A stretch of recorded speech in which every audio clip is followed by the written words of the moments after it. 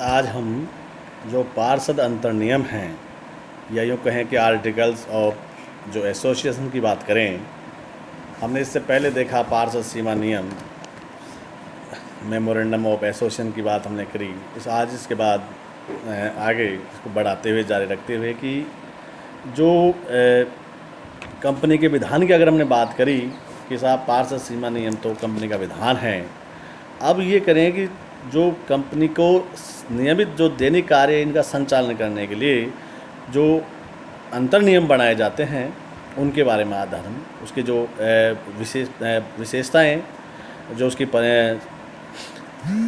सीमाएं इसकी जो परिभाषाएं, अर्थ यानी मीनिंग और डेफिनेशन की बात करेंगे आज। तो इसमें सबसे पहले हम बात करते हैं कि जो कंपनी के समामेलन के लिए जो आवश्यक प्रपत्रों में पार्षद सीमा नियम भी सम्मिलित है। अंतर नियमों की अगर हम बात करें तो बात करें एक साधारण अर्थ में अगर हम बात लें तो कंपनी के जो ये आंतरिक नियम है, एक आंतरिक व्यवस्था है कि विधान जो बनाया उसको अपने हिसाब से लागू करना और छोटे छोटे जो नियम बनाकर जो उसको बिल्कुल एक व्यवस्थित सुव्यवस्थित रूप से कार्य करने के लिए नियम बनाए जाते हैं, नियम उपनियम जो बनाए जाते हैं यूँ कहें तो जिन नियमों के अनुसार कंपनी के दिन प्रतिदिन के जो व्यवसाय का संचालन किया जाता है उन्हें ही अंतर नियम कहते हैं। एक प्रलेख के रूप में अंतर नियमों को अंतर नियमावली भी कहते हैं। आगे ऐसे ही बात करें कि इसकी जो डेफिनेशन और मीनिंग की बात करें तो धारा 2(5) के अनुसार अंतर नियमों से तात्पर्य किसी कंपनी के अंतर नियमों से है जिन्हें मूल रूप से में बनाया गया है अथवा समय समय पर परिवर्तित किया गया है, अथवा किसी पूर्ववर्ती जो कंपनी अधिनियम जो विधान है के अंतर्गत अथवा इस अधिनियम की जो पालना के अनुसार अनुसरण में लागू किया गया हो। यानी इससे पहले भी ये जो कंपनी अधिनियम 1956 ये रहे उनमें भी इसे बनाया गया है और इसको अपनी आवश्यकता अनुसार परिवर्तित घटाया बढ़ाया गया है। आगे अगर बात करें तो इस परिभाषा से कोई पूरा जो अर्थ निकल के नहीं आया तो और एक दो परिभाषाएं देख लेते हैं कि न्यायाधीश लॉर्ड वेवन के अनुसार इन्होंने कहा है कि जो अंतर नियम कंपनी के आंतरिक नियम होते हैं यानी articles are the internal regulation of the company, यानी खुद के जो एक नियम जो बनाए हुए हैं उसकी बात करते हैं ये न्यायाधीश लॉर्ड वेवन।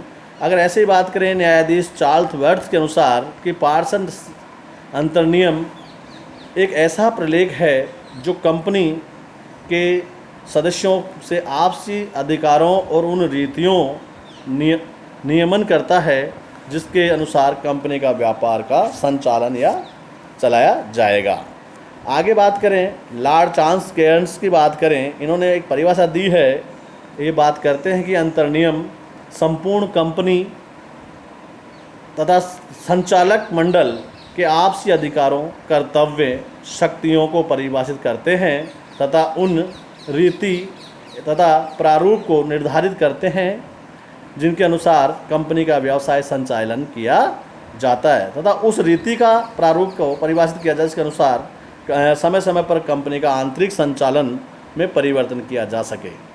ऐसे ही बात करें भारत के जो उच्चतम न्यायालय अगर बात करें हाई कोर्ट की बात, सुप्रीम कोर्ट की बात करें उनके अनुसार जो परिभाषा जो है कि अंतर नियम कंपनी के आंतरिक प्रबंध का नियमन करते हैं तथा इसके अधिकारियों के अधिकारों को परिभाषित करते हैं।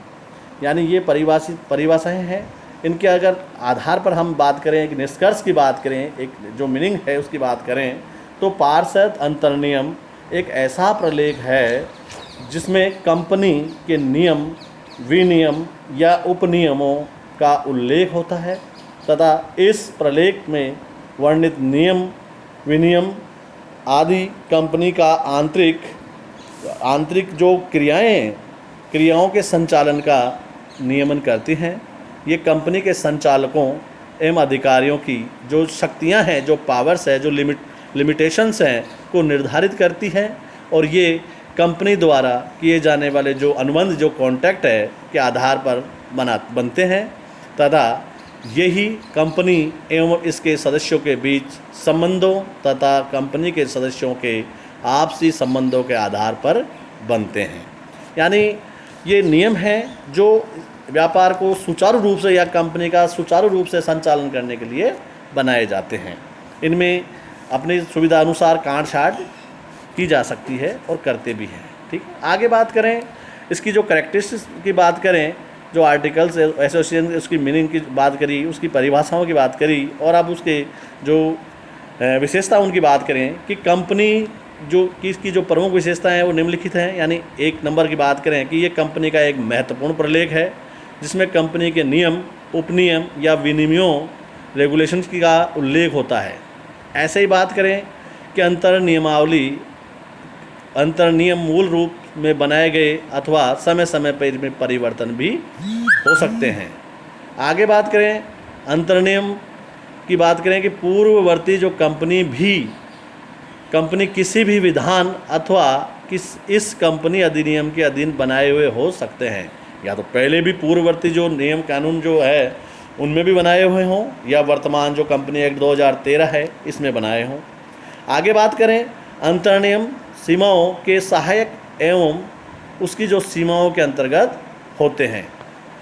ऐसे ही अगर हम बात करें अंतर्नियमों में वर्णित जो विनियम कंपनी के आंतरिक प्रबंध के मामलों का नियमन करते हैं। जो कंपनी के आंतरिक है, बाहर यानी आंतरिक मामलों का नियमन करते हैं। ऐसे ही अगर बात करें अगली विशेषता की बात करें तो अंतर्नियम उन तरीकों तथा प्रारूपों को निर्धारित करते हैं जिसके अनुरूप कंपनी कार्यकलापों का संचालन किया जाता है। यानी जो दैनिक कार्यकलाप है उनके लिए ये बनाए जाते हैं।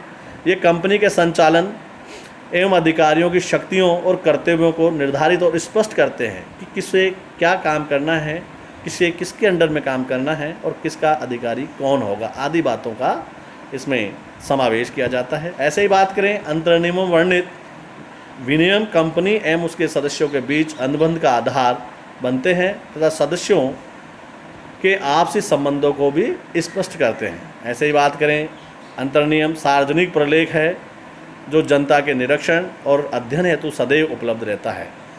जब हमें पहले ही पता है कि सार्वजनिक कंपनी की अगर हम बात करेंगे तो ये बिल्कुल पारदर्शिता की बात करें। निजी कंपनी एक अलग है कि वो दिखाए तो दिखाए, बनाए, लेकिन क्योंकि दैनिक क्रियाकलापों के जो नियम हैं उनके बारे में तो बताना ही चाहिए। आगे बात करें अंतर्नियमित परिवर्तनीय प्रलेख है, यानी इसमें अपनी सुविधा और आवश्यकता अनुसार इसमें परिवर्तन और पुनः परिवर्तन किया जा सकता है। आगे बात करें ये एक मुद्रित प्रलेख है तथा सह अनुच्छेदों और खंडों में बटा होता है, यानी लिखित प्रलेख है।